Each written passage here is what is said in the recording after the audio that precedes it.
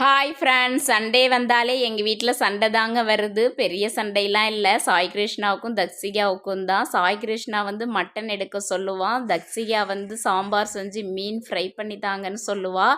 ஆக 2 பேருக்கும் சண்டை வேணாம் அப்படின்னு சொல்லிட்டு 2மே எடுத்தாச்சுங்க.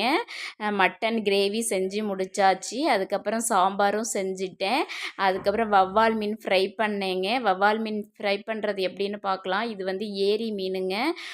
அதுக்கு வந்து பார்த்திங்கன்னா குழம்புத்தூள், கார்ன்ஃப்ளவர் மாவு, இஞ்சி பூண்டு பேஸ்ட்டு, தேவையான உப்பு, லெமன் புழிஞ்சு ஊற்றிக்கணுங்க. அதில் பெருஞ்சீரகத்தூள் போட்டு நல்லா ஊற வச்சிடணும்.